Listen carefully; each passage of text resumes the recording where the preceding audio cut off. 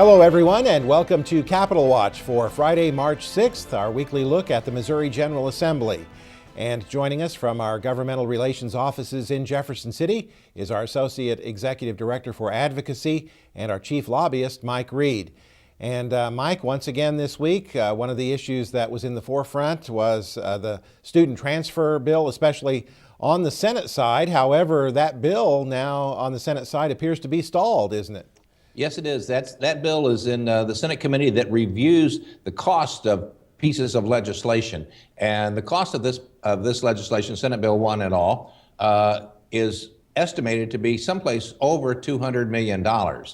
That's an appreciable amount of money, a tremendous amount of money, and that has stalled that bill very, very much. In fact, the chairman of that committee has stated that he does not believe that bill will come out. So the bill that will be left to be worked on is the House Bill 42, the transfer bill, which has now come over to the Senate and was assigned to the Senate Education Committee yesterday. So there will be hearings on that shortly. But again, the cost factor because of all the amendments that were put on Senate Bill 1 has put a very big damper on it and is killing the bill. Mm-hmm. From our perspective, Mike, though, the House bill was preferable anyway, wasn't it? Oh, yes. The House bill is the bill that we are supporting, and we're very pleased with the way the House bill came out. And so, yes, that's the bill we are supporting. Mm-hmm. What about funding, Mike? Always of interest to our members. The House Budget Committee has acted on a funding recommendation for the foundation formula.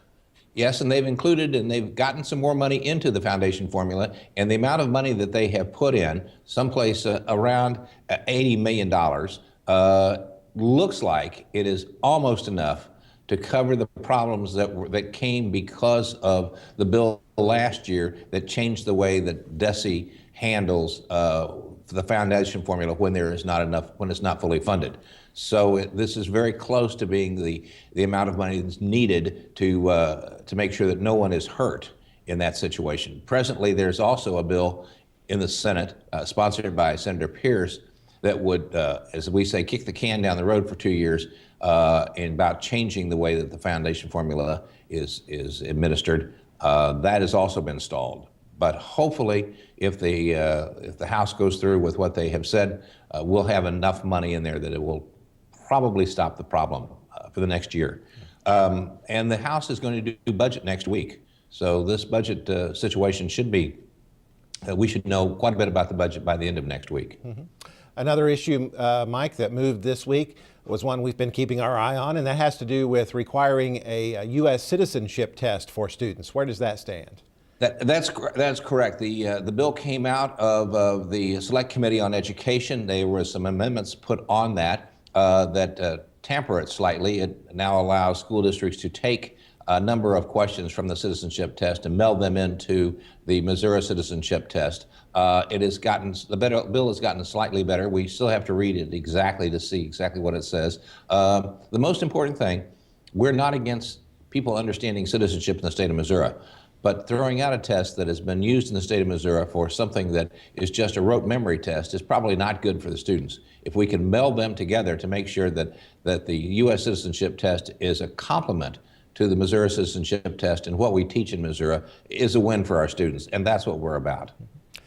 Another issue that seems to have some momentum, Mike, is a bill that would allow homeschool students to participate in extracurricular activities in the public schools in the district in which they reside. Where does that stand right now? That bill has not come out of the Select Committee on Education yet, but it is there to be looked at. The bill actually says that homeschool students can take part in mission activities. Originally, it was designed just for sports only. It received an amendment that said that homeschool students could take part in any club or activity that is sponsored by the school system. So therefore, homeschool kids could take part in FFA, various DECA, various situations such as that, student council, et cetera. It's an interesting question, and I think each of our members need to discuss it on how it would affect their community and what they want to do with this piece of legislation. And I would think, Mike, that issue raises all sorts of questions about how it would be implemented, how homeschool students would be eligible to participate in activities, those sorts of things. It does. It raises questions, a lot of questions. It sounds like that we're trying to be elitist. That's not the question. We just have to make sure that everybody's playing on the same rules. And so it's mission requires certain things of its students, attendance and grades and involvement in citizenship, et cetera. And how will that be handled if it's a homeschool student? There are just a lot of questions that need to be answered. Mm-hmm. Mike, this coming week, we're going to have the first of our School Board Advocacy Network events in Jefferson City for our members. We were supposed to have one last week. However, that was canceled due to the funeral for Tom Schweik. But this week we will be having one of those, won't we? Yes, we will. We have a number of people registered. We're looking forward to having them coming down on Tuesday. It's extremely important that our members come to Jefferson City and talk to their representatives and senators how these pieces of legislation affect them.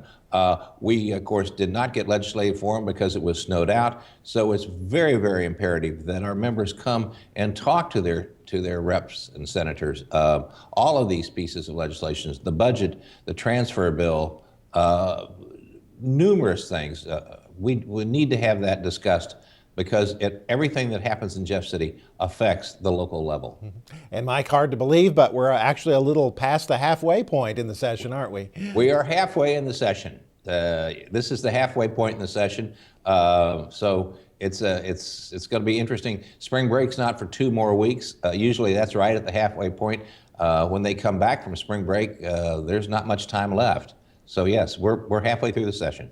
All right, Mike Reed, thanks a lot for being with us as always on our Capitol Watch program, and we'll of course be keeping you informed about legislative issues through our weekly Legislative Voice email newsletter, our daily updates on our website, critical issue alerts as needed, and of course through this program.